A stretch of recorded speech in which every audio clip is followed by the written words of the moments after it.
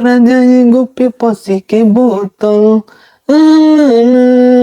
तो खेसारी लाल यादव का गाना जो कि अभी अभी खेसारी म्यूजिक वर्ल्ड से गाना आ चुका है, ले लो ये राजा जी एगो पेप्सी के बोतल, जो उनकी गाना काफी ज्यादा हिट जा रहा बा। जाना गाना कृष्णा बेदर्दी के लिखा हुआ गाना है, जानते हैं कृष्णा बेदर्दी जो गाना लिखते हैं काफी ज्यादा हाई क्लास के लिखते हैं। तो यही बात करते हैं पवन सिंह के, तो पवन सिंह का अभी तक एक भी सॉन्ग नहीं आया है।